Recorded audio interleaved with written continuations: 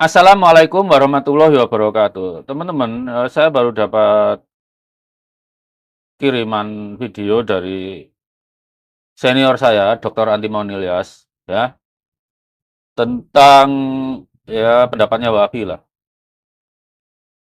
Dan orang seperti Wafi inilah yang bikin kita umat Islam mundur, terlihat goblok di antara umat-umat yang lain gitu. Begini, masalah nasab itu, Wafi ini selalu mengungkit-ungkit pengakuan ulama yang sudah meninggal sepertinya. Jadi ulama yang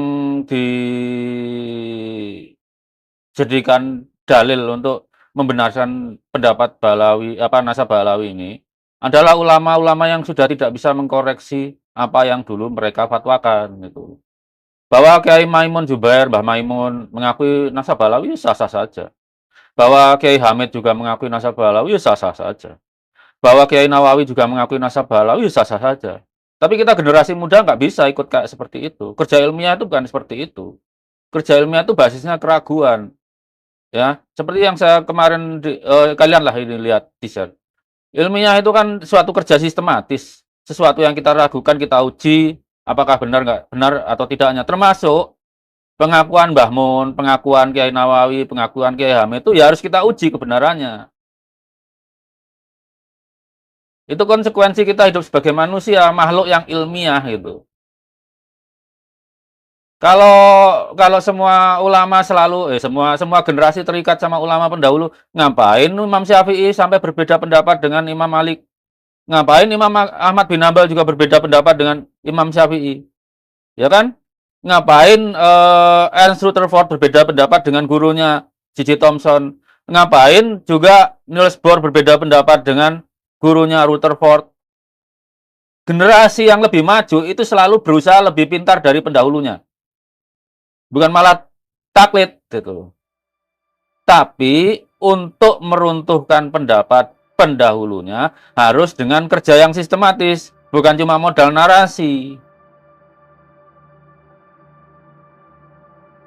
Jadi apa yang dikatakan Wafi itu nggak ilmiah sama sekali. Wafi jelas nggak pernah sekolah dan nggak pernah mendapat pendidikan tentang filsafat, apalagi filsafat ilmu.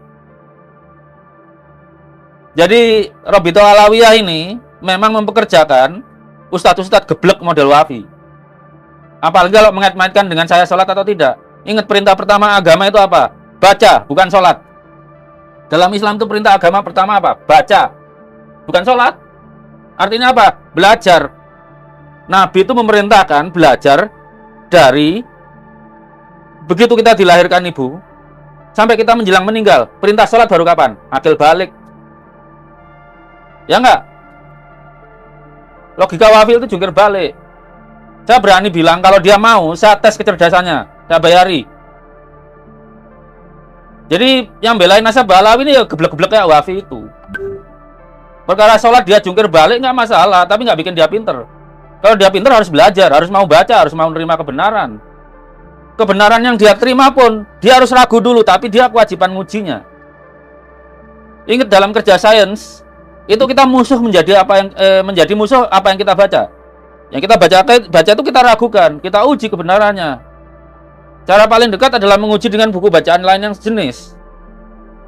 Makanya kalau kita menulis karya ilmiah, itu tidak boleh hanya pendapat yang mendukung kita. Yang melawan pun kita kutip, kita adu sampai bisa kita ambil kesimpulan. Dan itu penyakit Robito Alawiyah atau para habaib. Coba kalau khotbah, yang dikutip selalu dari Habib sana, habis sini, habis sana, habis sini. Hah? Itu tidak ilmiah itu. Itu propaganda itu namanya. Kalau saya ketika ngomong tentang DNA, saya nantang siapapun, keluarkan hitungannya. Angka lawan angka, data lawan data, baru olah data. Bukan narasi lawannya. Nah kalau Wafi memang matematikanya setara beruk, silakan dites.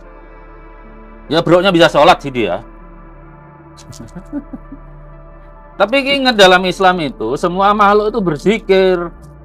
Mau manusia, mau burung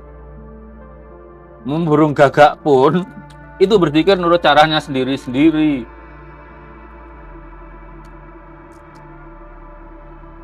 Jadi, yang rajin sholat bagus. Tapi kan kewajiban kita nggak cuma sholat aja. Ingat perintah agama pertama itu baca, bukan sholat. Baca, belajar. Belajar apapun yang memberi manfaat kepada umat manusia, kepada alam sekitarnya. Orang-orang yang masih suka nembakin burung itu ya orang goblok-goblok memang sih. Udah burung tinggal dikit, dagingnya pun dikit, kalau ditembak ngapain dia nembak burung? Kan mending bikin rel gitu, bikin sasaran bergerak dia tembak gitu. Bukan nembakin burung yang nggak bisa ngelawan. Jadi itu Wafi, kalau kamu sholat bolak-balik terserah, itu urusan pribadimu. Tapi apakah kamu dengan sholatmu itu membawa manfaat kepada bangsa Indonesia? Ya belum tentu. Kewajibanmu yang pertama itu belajar. Taklid aja nggak diperintahkan kok. Misalnya taklid Kiai Maimun, Kiai Nawawi atau Kiai Hamid, enggak ada perintahnya. Tapi kewajibanmu belajar. Dan dalam ilmiah, kita malah wajib meragukan pengakuan Kiai Maimun, Kiai Nawawi, Kiai Hamid Pasuruan itu kita wajib meragukan. Setelah kita ragukan, kita uji keyakinannya. Kalau mereka keyakinannya benar, ya kita benarkan. Tapi kalau keyakinannya salah, ya kita koreksi. Gitu loh.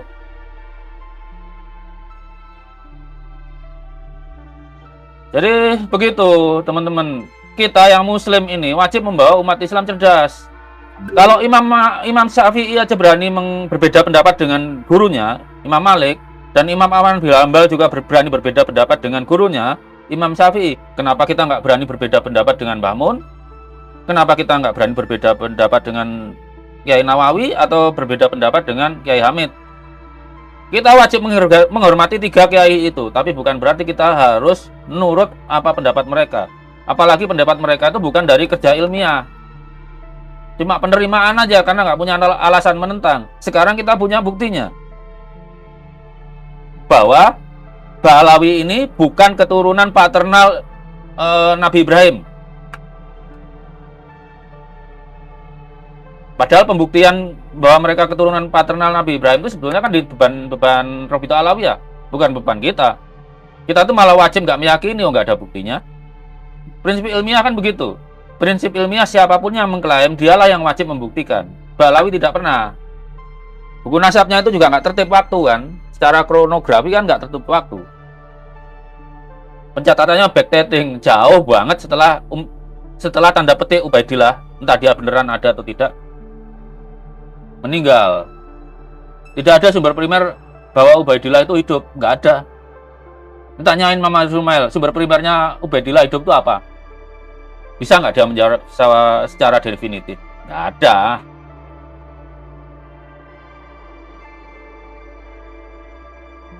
Jadi kalau muslim, kewajibanmu sholat kerjakan sholat. Tapi kewajibanmu belajar, kerjakan. Memang itu tidak disebutkan sebagai rukun Islam, karena belajar itu kewajiban sebagai manusia. Mau Hindu, Buddha, Kristen, Islam, ateis, agnostik, semuanya secara naluriah belajar. Tapi di Islam dilegalkan menjadi kewajiban. Apa perintahnya? Iqra, perintah pertama. Bukan taklid seperti kata Wafi itu. Makanya Wafid itu otaknya rudimenter. Karena apa? Taklid itu aja. Diberi otak tapi nggak dipakai.